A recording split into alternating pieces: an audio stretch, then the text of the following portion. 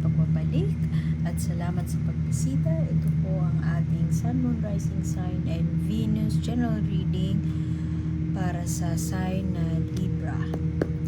Kunin nyo lang kung ano nakarelate kayo, tapon nyo yung hindi. Kung hindi nakarelate, okay lang yan. Maaari ang susunod na reading, doon tayo makakarelate. Pero naniniwala ako, meron tayong mapupulot dito. Lalo na yung oracle card sa dulo ng reading. At ang mensahe na ibibigay ng oracle card sa dulo ay regardless of yung kwento, dahil message of affirmation yun, encouragement mula kay universe, message from the universe na sinasabihin sa'yo, whether or not nakarelate ka dun sa kwento na meron tayo ngayon o hindi. Uy, nice.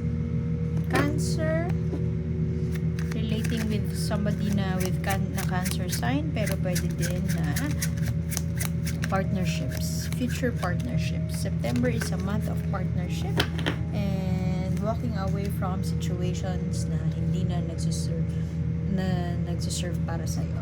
Remember si Moses, 'di ba? Alam niya kung kailan siya aalis na, alam niya kung kailan na darating ang delubyo, at gumawa siya ng paraan para i-save ang kanyang sarili. I-save ang sangkatauhan. Wow. Partnerships. Maaaring love situation, same-sex partnership, pwedeng romantic partnership, pero pwede din itong work-related partnership na may kinalaman sa pag-take ng action towards success. Pero Chariot, with the Chariot here in reverse, maaaring meron pang confusion, maaaring may delay pa, maaaring hindi pa tayo sure, maaaring imposter syndrome, hindi tayo sure kung deserve natin ang kung ano man ang offer of love or offer of partnership na ibibigay sa atin. Pero definitely, merong 8 of Cups in reverse here. Pag-alis na sa sitwasyon. Ito ay pag-alis sa sitwasyon na hindi na naaayon, o sa assessment ni Libra ay hindi na fulfilling para sa kanya. Pag-alis sa sitwasyon na hindi na, wala na, tapos na. Ako naman, pagod na ako kakabigay ng para sa ibang tao, at alam ko sa sarili ko na kailangan ko ng talikuran ito, dahil wala nang kahihinatnan ko, ipagpapatuloy ko pa ito.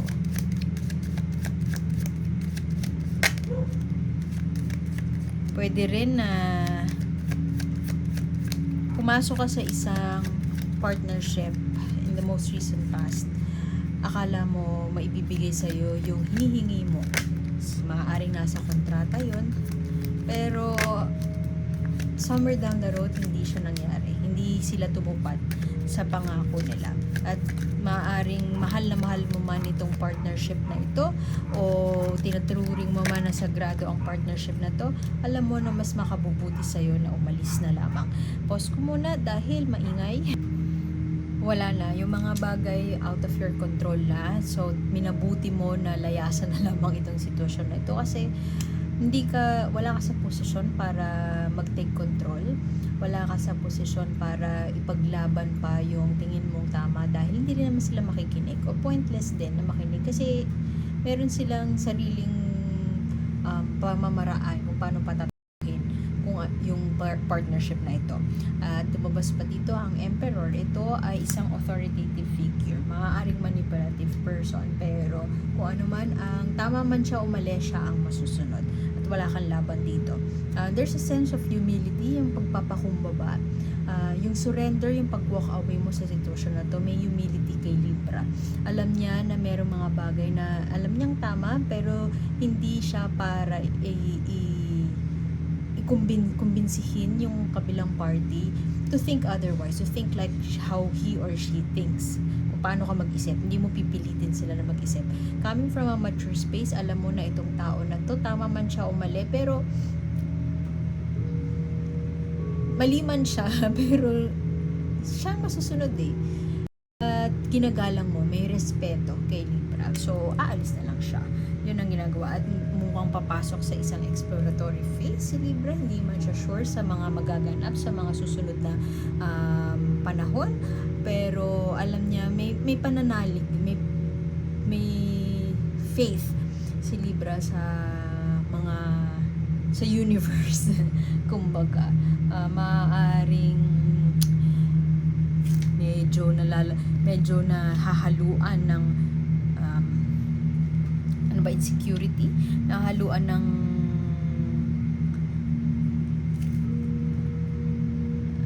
parang at a loss, somehow at a loss si Libra, as in lost siya, parang tama ba to, nagda-doubt, kumbaga nahahaluan ng pangamba, ng hindi kasiguraduhan, ng doubt sa sarili, kasama na dun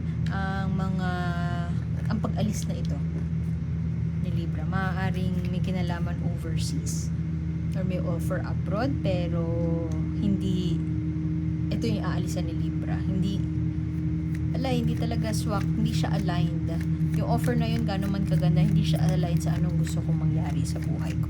So I would rather explore, pero part na rin dito yung exploration, yung uncertainty, yung doubt, yung insecurity, at parang naliligaw si Libra kasi ang daming options, ang daming pwedeng gawin, ang daming pwedeng, si Alice to, kita naman si Alice. Diba si Alice, sinundan niya yung rabbit at napunta siya kung saan. Maraming options, maraming doors, maraming offers na maaaring ibigay or mabuksan para kay Libra, pero hindi siya sure. With this Chariot in reverse na lack of control, self-control, pwedeng ganon, or hindi siya sure kung ano yung successful path para sa kanya, maaaring mag-sulk na lang, magtampo na lang si Libra sa sarili niya kasi parang, ba't ko ba ginawa to? Meron siyang proseso, may prosesong pagdadaanan si Libra. At lahat ng yung proseso na yun ay nagsimula sa pag-alis at pagtitibayin ng doubts and uncertainty. Hindi siya sure, wala siyang control sa mga bagay-bagay. At yun, mag-iisip na lang siya. Pag-aaral muli, mag-aaral muli, magko-contemplate, pag-iisipan niya kung ano yung bagay na tatahakin niya. Maaaring ang tatahakin na path ni Libra at yung sure siya, ito yung sure siya yung sarili niya, pagiging totoo sa sarili, pagiging totoo sa boses niya, pagdiscovery ng boses niya, pagiging malaya.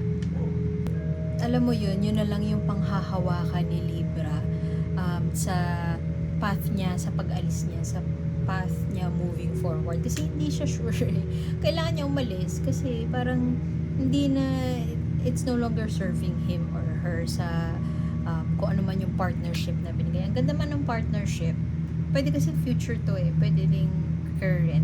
Ang ganda ng partnership, may fulfillment, may satisfaction, pero hindi na siya nagiging siya at hindi na nagiging aligned yung gusto mangyari ni Emperor dun sa plano niya para sa sarili niya.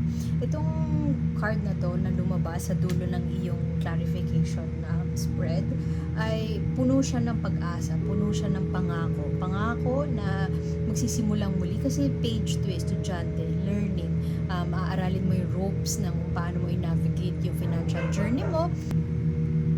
Doon tayo sa practical, ganon si Libra. Pwede din na bagong pag-asa, bagong paniwala, estudyante of life, estudyante of financial savviness, ganyan. At susundin kasi it's a new, di ba si Alice, no? Si Alice na sinundan niya yung rabbit, meron siyang tinahak na path. Aaralin yun ni Libra at hindi niya kakalimutan yung practical side of it, hindi niya kakalimutan yung pera involved to make that happen, pera involved to make things happen. Ang page hindi pa siya queen, obviously. Hindi pa siya knight, hindi pa siya ganun kalakas, hindi pa siya pinagtibay ng panahon when it comes to this new beginning na tatahakin ni Libra. So, doon ang gagaling yung delay, lack of control, uncertainty ni Chariot. Malakas ang Chariot kasi maaaring ibig sabihin din nito ay hindi yung Rocky, hindi ka pa sure sa mga bagay-bagay, pero hindi ka nawawala ng pag-asa kasi andito ang iyong intuition. Intuition, ito yung inner compass mo, inner wisdom mo. Kung may nudge na gawin mo, anumang bagay na kailangan mong gawin, sundin mo yun, Libra, dahil yun ang makatutulong sa'yo para ma-navigate yung uncertainty at insecurity na mapapaloob sa bagong path na tatahakin ni Alice. Pero definitely may mamamanifest ka. Maaaring hindi mo man plano, meron kang mamamanifest. ano mo yun, labanan siya ng ano eh. Kung matalino si Emperor na controlling, aalis ka, 'di ba? Labanan siya ng tibay ng kutob. Doon mo makaharness yung feminine energy of intuition. Sa ibang tao, syempre, yung kutob parang pumapalpak yung buhay nila dahil sa kutob ng iba, sa kutob ng asawa nila. Pero, yun talaga yun talaga yung magic na meron sa feminine energy. Not necessarily babae, pero feminine energy. Meron siyang intuitive powers. Ang lalaki din naman, meron ganon. Yung kutob. Pero kasi minsan guided ang kutob ng hindi lang act ng act, kundi pag hindi lang siya sa utak eh, sa puso din. Yung pagpakikiramdam, pagiging receptive sa needs ng iba, mindfulness, connection sa sarili. Mukhang in a good hands ka naman. Kahit hindi ka sure, Libra, mukhang kahit pa mag-explore ka ng kung ano-ano dyan, mukhang alam mo kung ano yung alam mo kung paano i-balance yung practical side sa visionary side mo. So, may new idea, mapupunan ng idea si Libra, mag-a-analyze siya na mag-a-analyze this September. Maraming bright ideas na ihahain o ipapakita sa iyo ni universe, at aaralin mo yun. Hindi ko nakita dito yung 8 of Pentacles, pero nararamdaman ko yung energy ng pag-aaral. Pero mukhang ayan ka muna, parang kumbaga alam mo yung halimbawa nasa relasyon ka, tas in a period of bago yung relasyon na yun, tapos nabago ka ng relasyon na yun, in a sense that nagbago yung perspektibo mo sa buhay, nagbago yung lifestyle mo. So, itong period na to, September, lalo na may aalisan ka, parang back to the drawing board ka. Yung pag-iisipan mo sino ka nga ba, mag-ground si Libra. Pentacles to, Page of Pentacles. Period of change, period of bawat change of seasons, mamimili na si Libra. At parang ipipick up mo yung yung nawala sa'yo, isa-isa. Hindi para buuin yung sarili mo muli, kasi wala namang nawasak sa'yo, wala namang nasira sa'yo. Pero it's more of kikilalanin mong muli yung sarili mo, kung ano yung totoo mong boses, kung sino ka talaga, at yun yung magiging step mo para sa kalayaan, para ma-strengthen yung pag-alis mo na yan. Malakas yan, 8 of Cups. Paborito ko ang card yan 8 of Cups. Walking away from situations na that no longer serve you. Yun siya. Hindi yan major arcana, itong major arcana, pero ang lakas niya sa sa card mo. Ay, sa spread mo. Ay, i-overthink pa yata ni Libra ang paghanap ng kanyang boses. Look at that. Natatakot sila. Diba toy to, rabbit? At first look, parang you joy. Pero natatakot sila. May certain takot. Pwede din na yung may mga tao sa paligid mo na they don't seem to be who they really are. Pwedeng pinaplastic ka nila. May mga plastic sa paligid mo. At sa mga panahon na hinahanap mo yung totoong boses mo, itong mga plastic na to ay aali-aligid sa'yo. At guguluhin lang nila yung utak mo. Remember, meron kang 2 of Cups, maaaring romantic relationship ito. Lovers ito in reverse. Meron kang aalisan na partnership. Merong magandang partnership na ibibigay sa'yo. Pwede rin na in your quest for finding that authentic truth mo, yung boses mo talaga, maaaring dun papasok, kung single ka, dun papasok ang tao na makakapagpabago ng pananaw mo in life, o pwede din magiging active ang iyong love life. Meron pang parang ang daming options sa pag-alis na to, ang daming options like si Alice ito. Pero ingat ka sa pagpili, kasi Maaaring sa sobrang dami ng distractions, wala ka nang pipiliin at all. At sa sobrang dami ng distractions, malulugmok ka na lang at wala ka talagang gagawin at all to take action. Hindi ka magte-take ng action. Ending, wala mangyayari. Pero a breakthrough moment will come upon you. Meron kang maiisip na bagay na basta maganda, panibagong panimula. At andito naman ang temperance, balance, partnered with your inner wisdom, compass, intuition. Mukhang ma-figure out mo ang, not necessarily yung way out mo, pero figure out mo yung strategy na kung ano yung dapat mong sundin. Yung strategy na magsistick sa'yo. Mukhang hindi siya by September lang. Baka lumabot pa ang Libra season, birthday mo. End of September pala yun, no? May free-spirited, carefree, dito. Hindi siya mag-hold ng grudge, si Libra. Pero, magiging ala Gemini siya, air sign. Breakthrough moment nga meron ka madidiscover na something that will satisfy you. Tingnan mo naman, gusto niya yung lollipop. At mamimili ka, or pwede ending, wala ka din pipiliin at all. Maraming distractions, maraming offer, pero maraming distractions. At yun ang magiging kalaban mo this month. Pero mukhang with these two, with the presence of your intuition and connection with yung balance. Alam mo yung balance, alam mo kung paano yung balance, at mature ka naman, matalino si Libra. Ito yung magiging guiding force mo. Temperance and intuition. Yun ang magiging guiding force mo amidst all the distractions. And makakalimutan mo na yung pag-alis na yan. Pero yun nga, ang magiging kalaban mo, distractions, at lack of willpower. Pwede din Cancer na tao yan. I mean, Cancer the sign. At kung ang hanap mo or ang goal mo is makapag-desisyon this September, ang sabi ng cards mo, maaaring hindi pa siya this September.